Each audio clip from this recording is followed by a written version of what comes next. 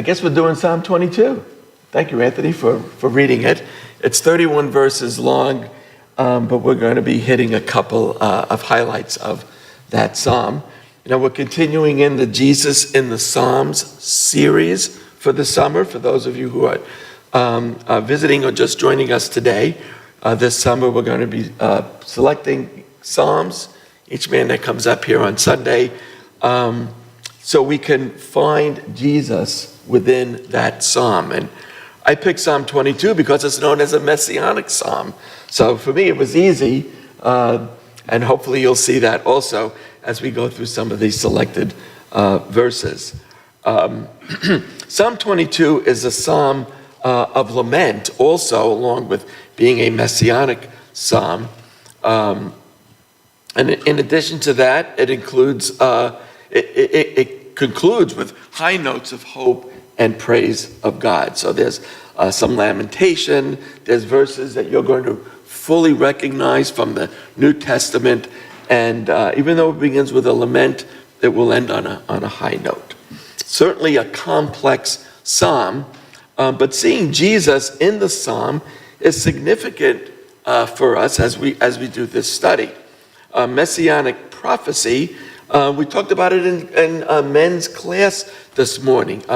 A visitor, James, had mentioned about seeing Jesus in Old Testament scripture, and certainly Howie Howe mentions that also when we do our Wednesday study. We're in the minor prophets, and Howie also brings up the fact that we can see Jesus, we could see talk in the Old Testament scriptures that there was going to be a Messiah to come. So this psalm, hopefully you will see that. I'll be able to demonstrate that. So let's see if we get our little clicker. Now David is the author of the psalm, and he begins with verse 1, these deep feelings of anguish and despair. My God, why have you forsaken me? Familiar sentence to many of us who study the New Testament. This opening lament of raw honesty says that David feels his soul has been deserted and abandoned, and he is now vulnerable. But as you read on, there will be a transformation as he experiences from darkness to a declaration of faith, demonstration that both suffering and hope can coexist.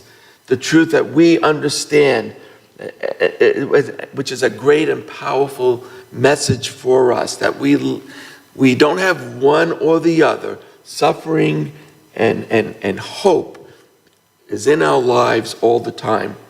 As an example, Judy and I did a nice trip down south, visited some of her family, some of my friends, one from the Navy, one from dental school. And I was really feeling great when we came home and looked at the stack of mail that our neighbor had collected for us, and there was a letter from the IRS.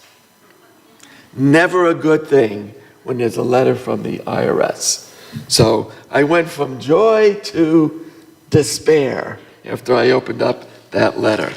So those two things do coexist, but there's always hope. Hope that I had enough money in the bank to pay the IRS. So the psalm will conclude, as the psalm continues, to unfold, David recalls remembrance of God's past interventions and deliverance. We are invited at the end of the psalm to reflect on our own experiences of God's grace and mercy during struggling times. So let's get back to the psalm. Let's get back to verse 1. This not only reflects the personal suffering of David at a time when he wrote it, but it forecasts future experience that we read about in the New Testament of Jesus on the cross. Matthew 27:47 is where you will find that. My God, why have you forsaken me? To me, and hopefully to everyone here, this psalm will connect us to the suffering of Christ on the cross. And then we move on to verse 2. I promise I'm not going to do verse by verse for 31 verses. Here we see Jesus forsaken by God himself. In verse 2, crying out, this is David's words, "Oh my God, I cry by day, but you do not answer, and by night, but I feel no rest." Think of Jesus physically weak on the cross, surrounded by enemies, abandoned by God as the sins of the world came onto him. 1,000 years earlier, David writes of his own sufferings in those words.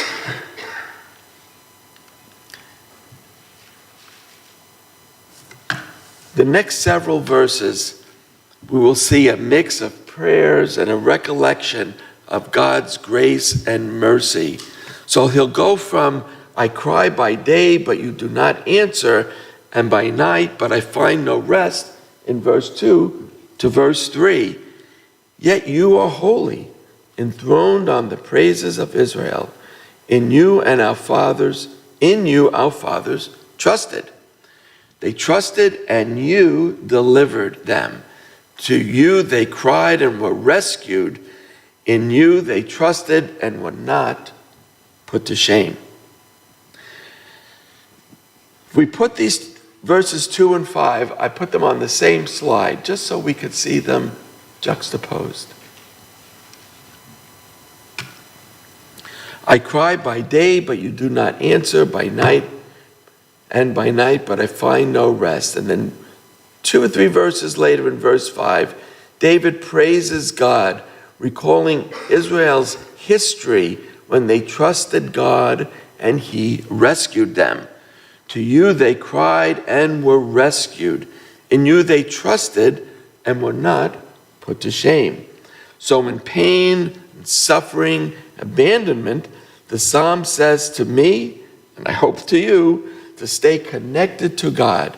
He will rescue you, and he will rescue you if you place your trust in him. The psalmist reminds us that whatever our circumstances, God is still holy, God is still great, and God is still to be trusted. Even when I am experiencing trials and it's hard to see the hand of God in those situations, David says, I can put my trust in God. The prophetic details of the crucifixion are clearly seen as David describes his own situation of scorn and mockery and threatening enemies. And for sure, David had plenty of them. Let's get next. Here we go.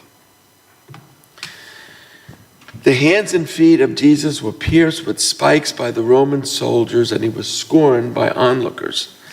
And what was the custom in those days? The soldiers were allowed to divide his garments of the condemned. David writes about himself, and we can directly see this on Calvary. For dogs encompass me, a company of evildoers encircle me. They have pierced my hands and feet.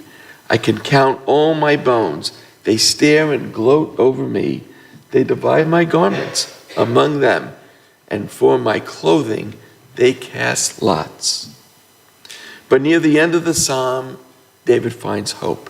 Amid his suffering, just as you and I will do, because of the suffering of Jesus, we now have hope.